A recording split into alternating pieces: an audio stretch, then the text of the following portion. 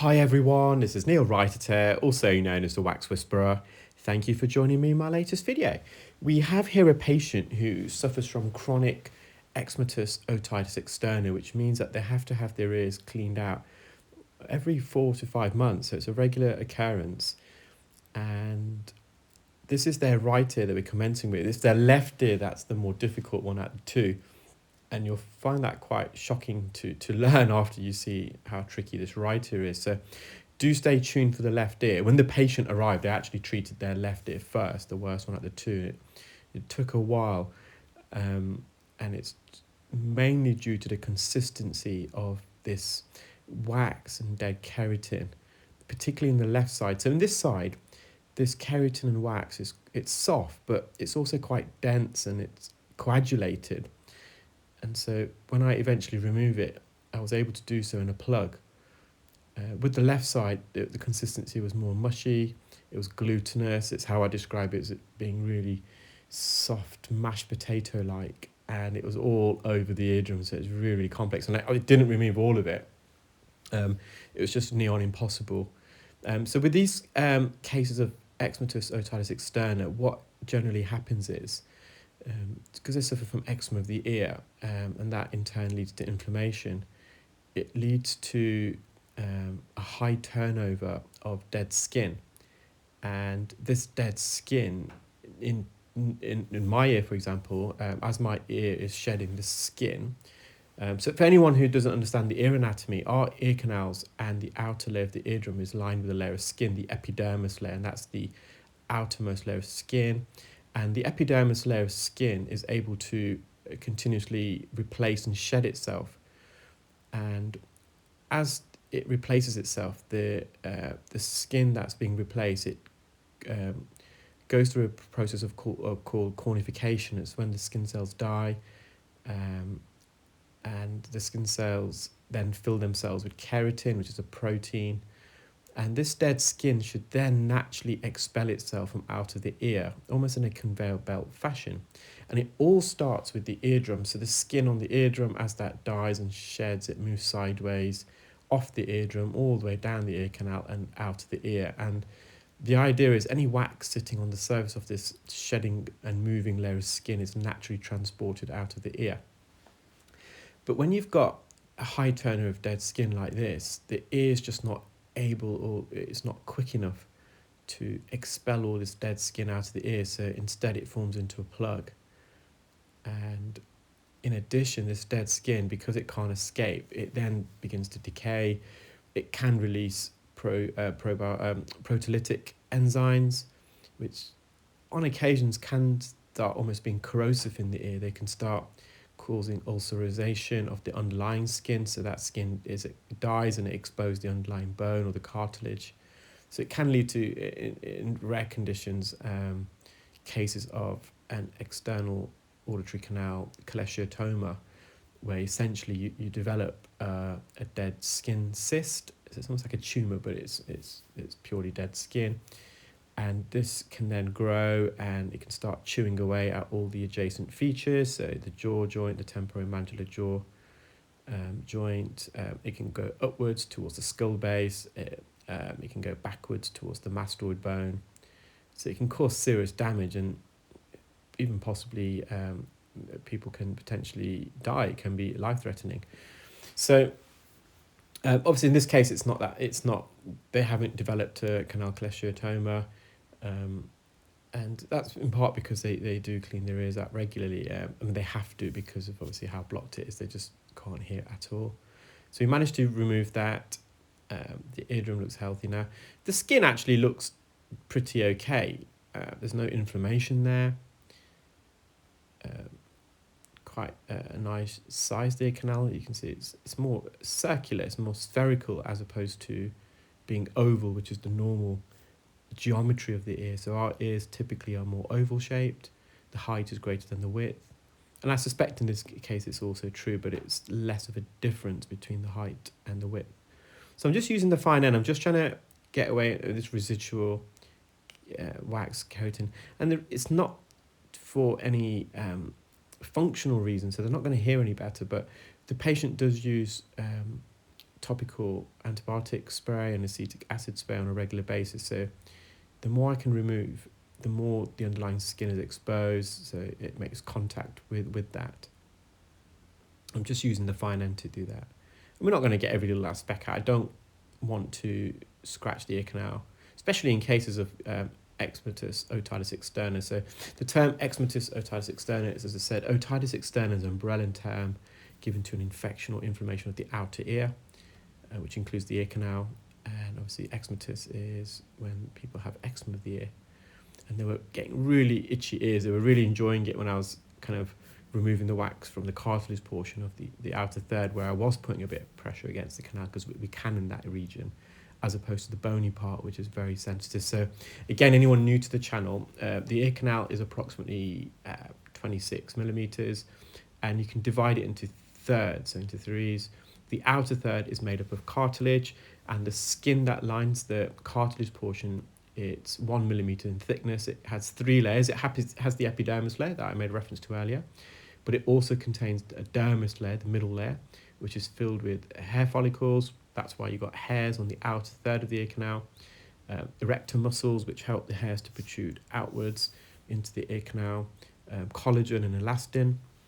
And then you've got the third layer, which is a subcutaneous layer of fat, insulating fat and connective tissue. So the outer third of the ear canal is somewhat elastic, it's malleable, it's semi-rigid, and then the inner 2/3 is where it all completely changes. The inner 2/3, the skin that lines the inner 2/3, it's just the outer epidermis layer. So there is no dermis or insulating fat. So the skin that lines the bony part of the ear canal is approximately 0.1 or 0.2 millimeters in thickness, and it sits directly on the bone. So the bone is not protected, it's got no a buffer, it's got no cartilage or fat sitting on top. And that makes the bony part of the ear canal extremely sensitive. And I know firsthand, because I've had trauma to the bony part of the ear canal before, and my ear's never been quite right since. So I always feel a bit of pain now and again. So we've just got to treat the ear with respect. So no, we don't want to be poking around with sharp objects, scraping it against the canal wall and making it worse, especially when you've got a condition like this. And again, we can't use irrigation. I don't use irrigation anyway. I know a lot of people do. I'm not the biggest fan, especially if you are able to perform microsuction. I understand that not everyone does or can for whatever reason. But quite simply, irrigation just has increased risk. Now, it is supported by what we call NICE guidelines in the UK, the National Institute of Clinical Excellence guidelines, I think it stands for, the acronym. But they obviously do highlight the increased risks involved, and it's a much narrower candidacy criteria. And this patient actually used to undergo irrigation, which then led to her condition, this Eczematous otitis externa. So they're not allowed to have the ears flushed out. And I'm having to use some drops. I'm just using some olive oil spray just to change the consistency. So this is that difficult case of the consistency. Unlike the right side, where I was able to remove it as a plug, here, you're suctioning and it's just coming away in little bits. Now guys, stay tuned till the end of the video. I'll talk about it a bit more, but there was some great news today. We had a joint statement released by a couple of membership bodies. Now we've got so many membership bodies within our profession, it's unreal. And typically there's 3, and we've got the one BSHAA, which I've been explaining to you guys, but in opposition we've got 2 other membership bodies who made a joint statement, and I was fully aware of the statement. I've been notified. They've been working on it for a couple of weeks. They're keeping me updated, and thankfully they released it today. And it was actually criticising indirectly BSHAA. BSHAA doubled down and they replied back, and they seem to think that they are being supportive, and they agree with the statement, which is ironic. But I'll talk about that a bit more at the end, so stay tuned. And I've got the statement for you, so you can actually read their statement, which makes good reading. So we can clear the bottom part of the ear canal there, you can see the flesh there. And initially I was just going around, I was trying to find a point where I can start peeling this away and hopefully it goes towards the eardrum. It just wasn't happening. So you can see here I'm going to the roof, I'm now going to the back, just trying to lift it off the canal wall, and it's just coming away in little bits.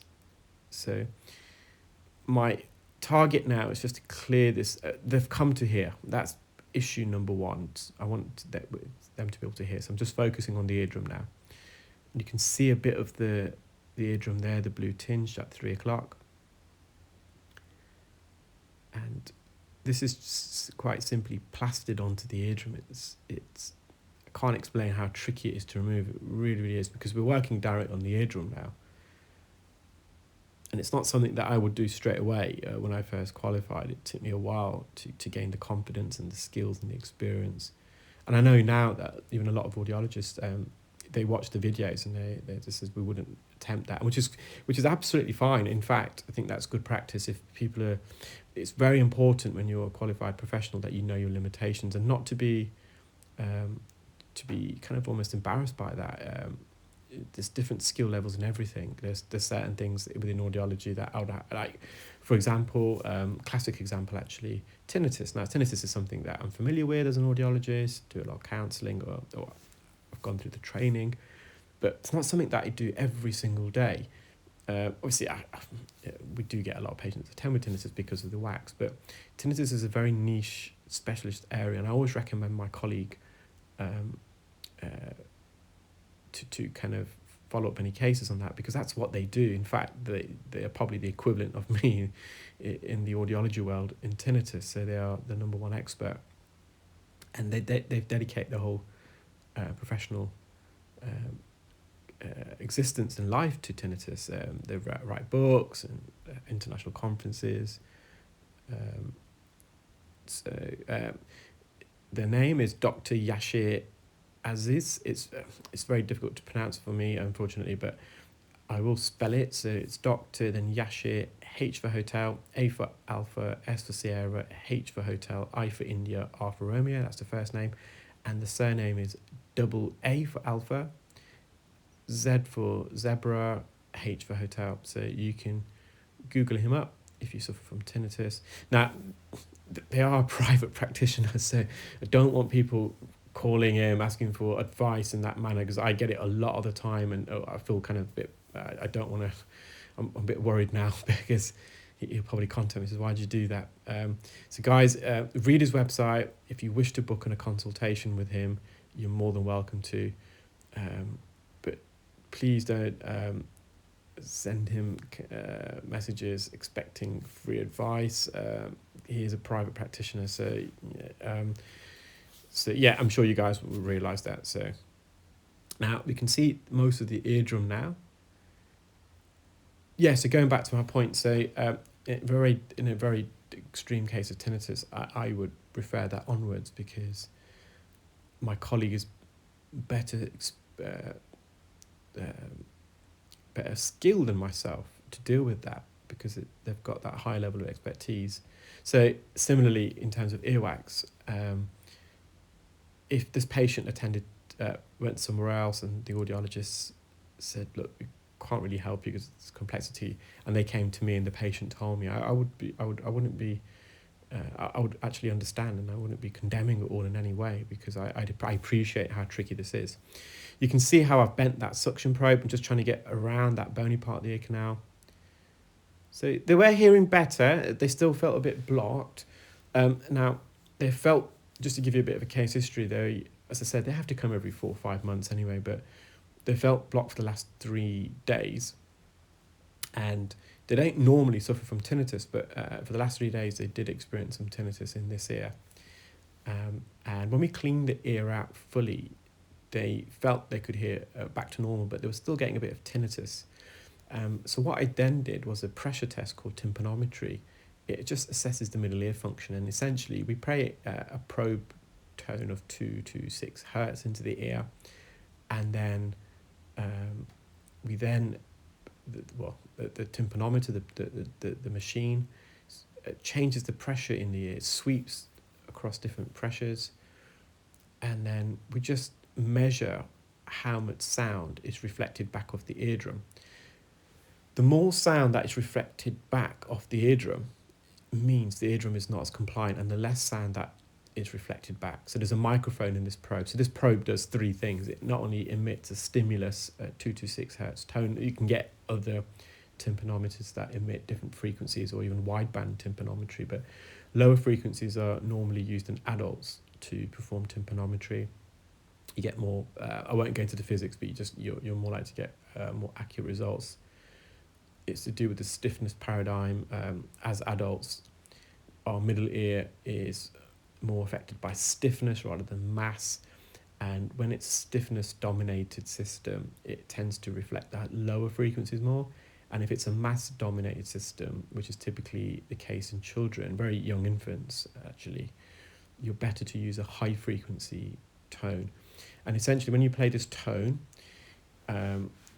we've got the device that plays the tone has also got an internal microphone, and that measures how much sound is being reflected back off the eardrum. And then we do that simultaneously as the pressure is constantly changed. So we have a pressure sweep from a positive pressure to a negative pressure. And then we can measure how much sound is reflected back at different pressures in the ear. So it can be quite complicated tympanometry. It's something that I feel that if you're performing earwax removal, you need to have, because quite often, like in this patient, I performed the reason for discussing the tympanometry is that post-procedure, because I had so much wax and we're suctioning wax off the eardrum, it could change the pressure in the middle ear. So this tympanometry test just kind of almost repressurized the patient's ear, and the tinnitus went instantly. I think if you're going to be performing earwax removal, because a lot of patients, I've had, I think, 2 today out of 10 clients that I saw that didn't have wax. It's about 20%, which is probably the norm. Who came in, didn't have wax. And that actually makes it more complicated when a patient doesn't have wax and they're expressing symptoms, and then you look in the ear and it looks fine. There's nothing obvious to the naked eye. In some ways I enjoy that more, because that's when my diagnostic hat comes on. I need to go through a series of questions, a full case history, various bedside tests, and we want to find out what's going on. I want to know whether the cause of the symptoms is something sinister that requires further referral, and sometimes urgent referral, or if it's something less sinister, and really try and diagnose why the patient's feeling as it did, because they're obviously they're attending for a reason. So you have your diagnostic hat on, and one of the bedside tests I perform is tympanometry. So that assesses the function of the middle ear. So because if you've got negative middle ear pressure or reduced middle ear compliance, so for example, if the eardrum becomes stiff itself, so tympanosclerosis, scar tissue, or the ossicles themselves have become fused, so we call that otosclerosis, or they've been disconnected, so there's 3 middle ear bones, and there's almost like a lever system. And sometimes through head trauma, acoustic or barotrauma, these 3 bones, or ear disease, middle ear disease, cholesteatoma, for example, these bones can become disconnected, or they can be decayed away. So you can develop osteonecrosis of the ossicles. That affects middle ear function. You can have glue ear as well, so middle ear fusion. There's many middle ear conditions that can lead to reduced middle ear compliance. So tympanometry helps me to diagnose that, and therefore the potential other causes of the patient experiencing a blocked ear. And another test I think a lot of audiologists should use not only audiologists, any wax removal specialists with the appropriate clinical background and training in ears, is tuning forks, because again, tuning forks are a very kind of quick bedside test that can help you. For example, if a patient came in and they said their left ear is blocked and they're not hearing so well, and I look in their ears and there's no wax, I want to know whether that hearing loss in that ear is what we call sensory neural, so it's due to damage to the organ of hearing, the inner ear, or if it's to do with a middle ear infection, so we call that conductive loss. And if it is due to a sensory neural hearing loss and it's quite sudden or rapid, then that needs urgent, it's a medical emergency. You need to get ENT or referral, or I often get patients to go to the hospital, A&E, or to go private same day, or I write a letter to the doctor explaining exactly what I think they've got, and if they agree to prescribe oral steroids to reduce inflammation, and quite often ENT also injects some steroids.